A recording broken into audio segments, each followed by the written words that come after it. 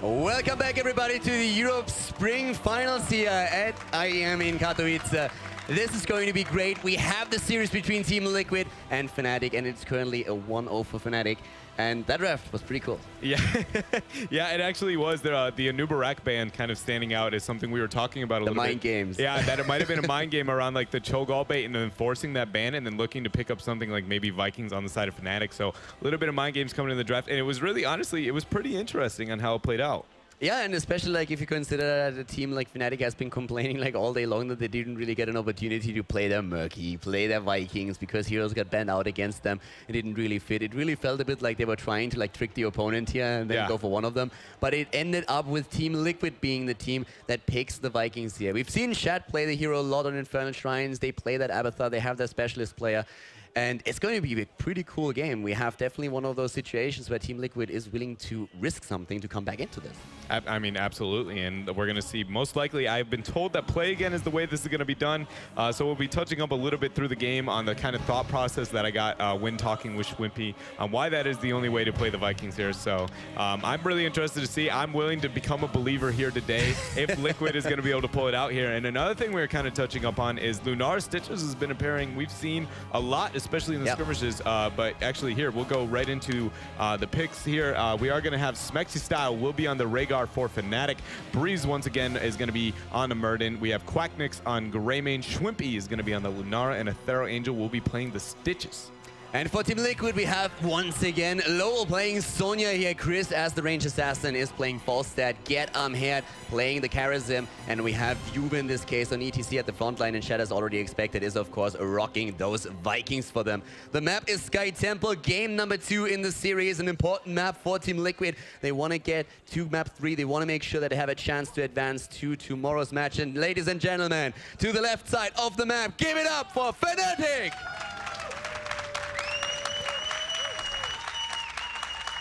And starting to the right with one of the few Polish players that we actually see in this tournament, the team that is down 0-1 in the series, the team that needs to support it is Team Liquid!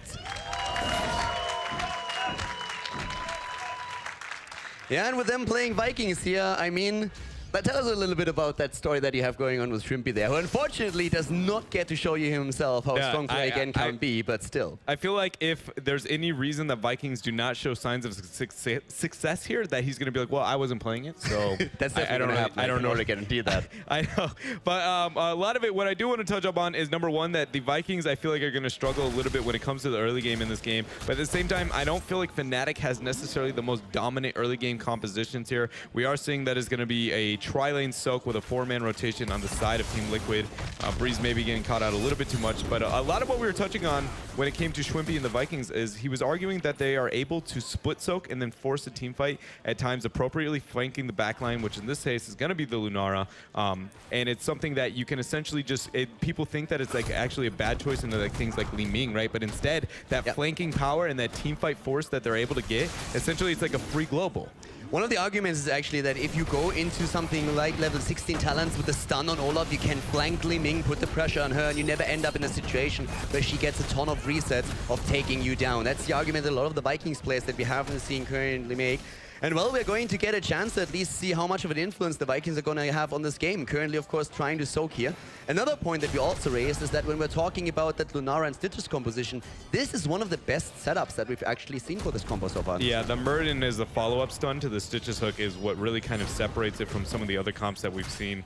Also a little bit that Vikings kind of struggle, I feel like, on Sky Temple, even though it is a big map, largely because the structural disadvantage that you're going to gain kind of in the early half of this game is not usually worth the XP that you're going to be losing. And without a mule to stall it out, I don't know if Team Liquid's comp is going to be enough here, but a heavy skirmish in the mid lane, kind of going head-to-head here between these two teams while Stitches soaks on top and Greymane on bottom. Yeah, Juve is currently in one of the situations where he is as the one frontliner that they have in this fight. Starting to get a little bit low. Lunara with a great poke from a distance here. Schwimpy putting the hero to good use, but now it's a 4 versus 3 situation, and Team Liquid is going to secure that temple. But keep in mind, they don't have the level 4 talent just yet, and we're having Fnatic starting to move in. Here comes Quacknix. He wants to go for it. They try to go for the kill, and they take down default stat. Once again, Fnatic with the first blood. Just to give you a rough estimate of how valued the situation that Fnatic just put themselves in, they just won a 4 versus 3 situation where the Vikings soaking all the lanes, and they capped all of top, and they capped half of mid, and they got a kill while the Vikings are soaking, and they didn't lose a single ounce of XP. Vikings were literally useless in that entire first phase rotation. Between you and the Vikings. No. I don't think that. I think they definitely have a place. I just don't know if this is the draft where they're going to be able to get away with it. I mean, the 2-level lead speaks for itself. Fnatic has played in definitely a great game, especially with the objectives here so far. And we're only like 3 minutes in, so the Vikings have to really show what they can do in the later stages. And especially when that second temple activates at the bottom of the map, that is when Team Liquid has to show that value. Right now, we are already seeing on level 4 after Bribe on 1, Eric the Swift. On level 1, they went straight into the Viking bribery here. But once again, that lead in talents for Fnatic, they're already 1.5 level ahead over their opponent. And we have them with a slam belt. Schwimpy, on the other hand, at the bot lane here, gets isolated and taken down. So Team Liquid is at least able to pick up their first kill. Yeah, and Fnatic just trying to capitalize wherever they can here, trying to get the structures. I do like the giant pickup on the Vikings. That Bribe coming out there is going to get a lot for them. And now with that one pick on Lunara, they're going to be able to take out a front wall here, capitalizing on their 2-level lead. So what seemed like just one small kill, honestly, it turned the XP soak completely around in favor of Team Liquid, which is absolutely what they needed. Yeah, and structures taking them down in the bot lane, of course, always can put you in a position where you can drop that well early on before the temple spawns, which will give you great sustain on the lane since your opponent won't be able to recharge hit points and mana any longer. Both of the teams now on their 7s. We had the entire time Greymane up at the top soaking against the Vikings, and experience is still much better for Fnatic, but at least Team Liquid was able to hit the talent. This is one of these weird situations where the bottom shrine is going to be spawning in roughly the next 30 seconds. We're going to see that the level 10 advantage is race is roughly won by 1 whole level on the side of Fnatic, but it might not be necessarily hit during those shrines. If this fort goes down, it definitely will be. But then it's like the Vikings are going to be trying to split the soak, but when you can't contest the bottom shrine at all, Fnatic is just going to send one person to cap and then cancel all of your split soak, and Vikings again, second shrine rotation. This is mainly because of the XP this time, where Vikings are going to gain almost no value. Yeah, but in this case, actually, the temple activates in time for them. Yes. The 10 isn't there, so now they can do exactly what they were hoping for. They can keep the Vikings on lane, can soak and contest the shrine at the bottom. They're trying to do that, but as you already said, Fnatic is trying to counteract that with Lunara in the middle right now, forcing at the bot lane a 4 versus 4, so to say, with Lunara pressuring now the middle, pressuring the fort, and trying, of course, to take down Eric. This is really tough decision-making spot if you are on the side of Team Liquid, but they do barrel roll in, trying to get on Schwimpy again, maybe getting caught out here, getting a large amount of damage, but I think he is going to be walking away. He is moving into the Vikings there. No, that is going to be him going down here. Lunara will be falling, but the shrine is going to be captured the bottom half the entire time as well, and level 10 advantage is going to be picked up for Fnatic. Yeah, Fnatic in this case actually buying some time with Lunara trying to escape here and going as far to the top as she possibly could, luring teammates of Team Liquid away, opening up the bot lane to a big push here, together with that shrine power, dropping the fort and moving in for the kill. The level 10s are ready, and it's entire level lead that they have right now. Haymaker once again, Ancestral Healing, Thornwood Vines have been taken here, and of course with that lead, Fnatic is currently in complete control of the map. Yeah, and so this is what I was kind of discussing when it was about the mule with Vikings, right? We're now in a situation that every shrine that's traded on the side of Fnatic, because you see 2 and roughly 3 forts going to be down on their half and none on the side of Fnatic, every time they trade, even if they have the XP advantage, they're going to be a situation where they essentially gain so much more because structurally they're so far ahead. Would you say it's fair to say that it's actually like a lot of this comes really down to that early game problem that Team Liquid had there? Yeah. Where they never got that experience lead that you want to secure with the Vikings? Absolutely. Especially if they're going to be moving into kind of that play again style, it's going to be crucial.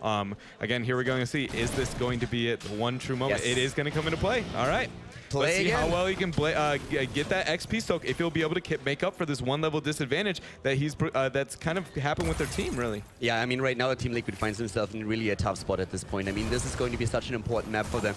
But we have, again, the structure control here for Fnatic. But here comes the attempt to go for a buy play again, already used. Here come the Vikings. They try to go for a zero. Ancestral Healing is out, and with a disengage, thanks to the Putrid Bile, Fnatic is safe for now. They didn't lose anybody here, can rotate back and find themselves still ahead in experience, but as we see on screen, they have to deal with one of the camps at the bot lane and then send over Muradin and also Quacknix on Greymane to take them out. Yeah, there's a lot of soak down there too. I'd like to see them get up on that bottom half half the map. It will help extend their lead. It does seem like they kind of caught up a little bit, but realistically, they're going to be still almost an entire level ahead of their opponent. 13-tier race will be won by Fnatic by a large margin. Again, it's going to come down to the Vikings to be able to kind of compensate for that early game disadvantage that they got. That one pick that kind of set that 2-level lead to 1, I think really helped Team Liquid, because I felt like they would be in a much worse situation. Play again will be a 30-second cooldown, but the fly on top, very aggressive. Yeah, Chris actually going very deep, pretty unusual for him. He's usually more the cautious player here, trying to find the safe damage that he can execute. In this case, overshooting it a little bit, but moving out, didn't take any damage here. Shad is trying now to get a few shots at the bottom, and with the Vikings, and especially Eric the Swift, he can definitely do that. At the same time, he's trying to soak the middle and helps out up at the top, where we see Team Liquid moving in. Fnatic doesn't have 13 yet. They need to be careful here, but they find themselves with all heroes going for the Shrine and should be able to at least secure this one. Yeah, and the 13 tier is not going to give him a pretty big spike. We do see that we actually have Katowice going to be picked up for the Rhaegar. I really do like that there.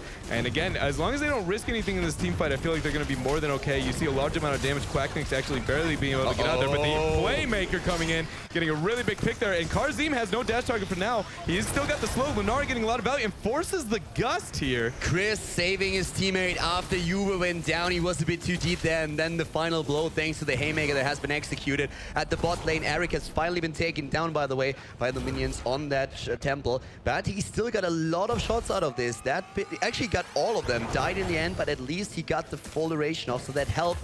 But of course, it's still that massive gap here with 1.5 level, with Fnatic being on level 14 already and Team Liquid still struggling to finally hit 13. That was all because of the talent at level 4 taken for Lost Vikings. Eric the Swift providing that healing allowed him to solo tank that. That was really well done on his part. Yeah, that's something I've actually never seen done before, so I'm really well impressed with the huge Moss.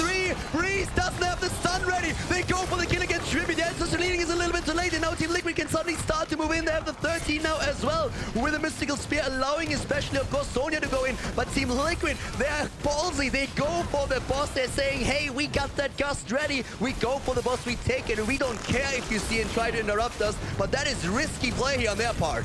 Yeah, I don't understand why they're going to be trying to contest this here. They do have Gust, so it's going to most likely get in their favor here. They do get the kill there, but it's still 4 versus 5. All right, so they do decide to back out here, play it a little bit more safe. Fnatic not taking any risks. That's one of those things where when you're structurally so far ahead of your opponent in this map, an early game boss like that, honestly, the kind of beetle bosses that happen on these type of maps are less effective than Curse Hollow bosses. And they honestly, like, as long as you have the structure advantage, you don't need to take any risks. But they have a big push at the bot lane right now. They have 4 Siege Giants and the boss. They can really start to pressure this. They're missing a few of the Vikings that are starting to soak again for experience. But this is actually the chance that Team Liquid has to do some serious damage at the bot lane, soak experience. As long as they don't overextend and find themselves in a trap losing heroes, they're looking good here. The Siege Giants in the backline doing a lot of damage. The boss is moving in up at the front. The Vikings still soaking on all lanes right now, trying to push them back a little bit. And Team Liquid, they are trying to put at least as much damage as possible on the keep, even though they realize they won't be able to take it down. Absolutely, and now they're in a situation where the bottom shrine is inevitably going to get a keep on the side of Team Liquid. But Fnatic with a small XP advantage here at this time. They might try and abuse that to get to 16. Olaf, you see, trying to get those little bit of shots down there on bottom. But I feel like now that the 16 spike is kind of hit for this late game oriented composition for Fnatic, I would like to see them really heavily concentrate on keeping Lunara never to split and then always worry about the shots. The fact they're contesting mid right now, I actually feel like is a really big misplay. They're giving up a keep for free. Yeah, and Ethereal actually finds himself already in a bit of trouble there, and especially at the bot lane we have again this Eric Plague trying to go for the shots here, but this is currently ending up in Team Liquid getting 2 of those. Once again, there comes the Mosh attempt, interrupted this time, and the Ancestral hits home, saves them. Yu is trying to get away, but they're already on his heels, and with a nice Mighty Gust, once again, Chris securing Yuve's life and also making sure that Gare doesn't get hunted down. But during all of this, the bot lane still, we have Olaf actually in play here, not Eric trying to get it. Again, the jump, this time it's Chris, and there's the kill. Falstad is down, 16 is reached, and Fnatic finds themselves not only a talent ahead, but also going for the last few final shots at that bottom temple. Contesting these bottom shots are also going to ensure that that bottom shrine, or bottom keep, doesn't fall in their favor as well. Play again actually wasn't used during that team fight at all. I don't know kind of the thought process behind that, but again, I'm not a master of the play again. I'm slowly becoming a believer here. But so now both teams, Fnatic definitely has a lead, full level at this point here. Structurally, the bottom front wall on the keep is going to be going down. Coming back to the play again, by the way, and I think now that we have the level 16 with the large in charge, this is where we're really going to see a little bit more often. That stun, if you get a good position with the Viking in the bush, flank Lunara maybe, you can execute a lot of damage, put pressure on her. And she was actually the hero that always forced ETC back and forced the supports in to help ETC out, force the Mighty Gust. So that might be something that Chat can contribute in one of the upcoming team fights. Yeah, look to essentially zone the Lunara so the ETC doesn't have any... Okay, so that's actually a pretty interesting approach to this so far. From the play again here, but structurally, we do see, again, Fnatic is still largely ahead of their opponents. Any of the shrines on Fnatic, except for the bottom shrine, will get them a keep. A really good rotation here on the side of Team Liquid trying to force this. They have Gust for the disengage, unless they get aggressive flank, which doesn't look like it's going to happen. That is one dead keep. Look at Breeze. This positioning is huge. Yeah, he's trying to flank in. He goes for the first stun, and he's trying to go for the Haymaker, and he gets it. The Haymakering Juve, and he realized that he won't be able to get out of this, so he tries to buy time for the rest of his team. He is going to fall. He knows that. Juve is down, and Schwimpy BMs there with a B-step a little bit.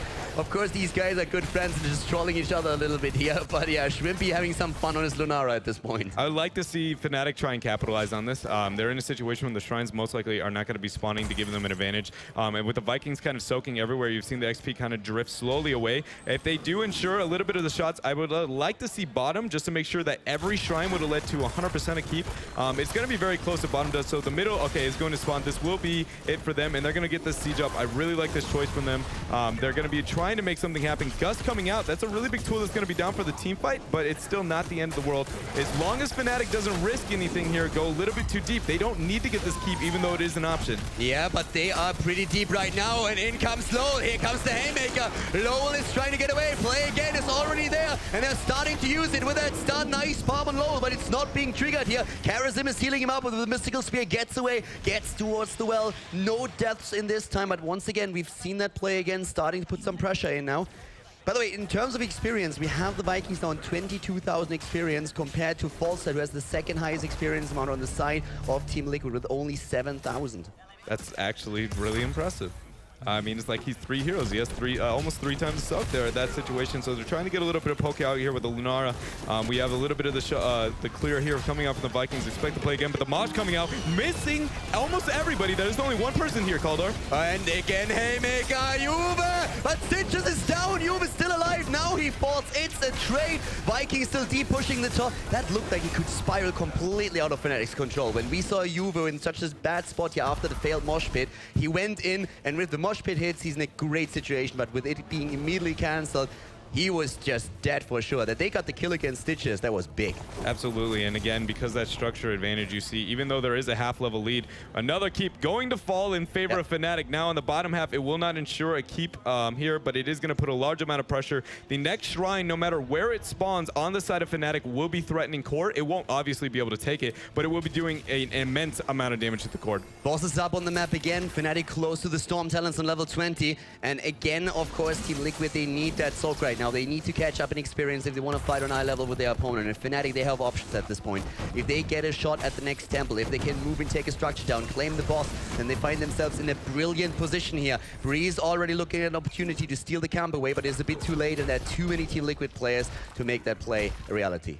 Yeah, and we were talking about kind of that boss control in the last game, right? It's not as relevant on this map, but you do have the mosh pit. You also have to worry about the gust as well when it comes to Team Liquid, and not so much on Fnatic when it comes to boss control. So I'd like to see Fnatic bait like they are right now, rather than worrying about trying to cap, because I don't think that's a race that they can win. But if they use this vision here, if the Vikings don't scout, but they're going to get a little bit of pick down there. If the Vikings don't scout out this boss, they might be able to get in here, get one pick, and that's all it's going to take for them to get a boss, and honestly, look for the end game.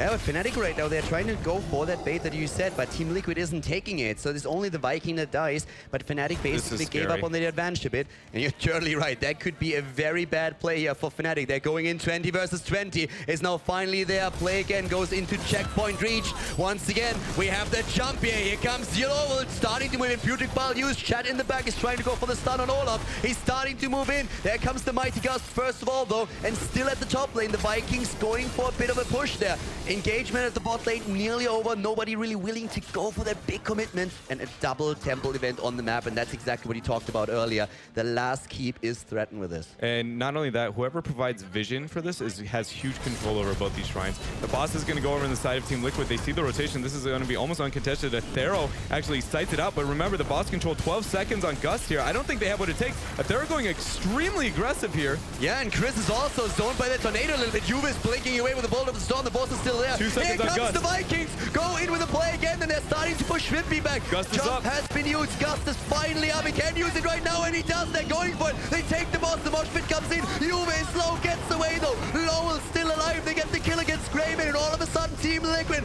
is starting to snowball this. Schwimpy is trying to get away. Chris flies in. They're turning it around against Smexy, and that's going to be kill number 2. That's game. The boss moves in at the bot lane, and they can simply go for core. Yeah, they have Giants pushing in that lane as well. There's honestly no response at all. They're going to try and be paying for the backcourt. Honestly, the double shots are more valuable than sieging the core. They won't win this race at all. It's not even close. They have to go for the shots, and even then, it's not a close race. Team Liquid is without a doubt going to be able to take this. Team Liquid goes in. The GG already called, and we are going to see game number 3, ladies and gentlemen. Here comes the damage. Fnatic loses on Sky Temple. Team Liquid ties the series. It is a 1-1. And Dreadnought is a believer in play again. Name one situation where play again was more influential than an actual hero. Just because you decide to take a boss because of a poor rotation that your opponent makes going through vision. It was the only reason they won. There was zero situations where I was like, you know what, actually that was really impressive. It was just, okay, you have a Viking soaking the entire game. Like I would have, like that last team fight, if you would told me that was a 20 boat, I would have been like, oh, well this team fight's over. You can't fight over this, but play again. I was like, yeah, you know, that's kind of cool. Didn't really do too much there. I mean, in the end, it looked for a moment like they might be able to get that good flank against Lunara that we've been talking about. But then for the entire game then she moved away.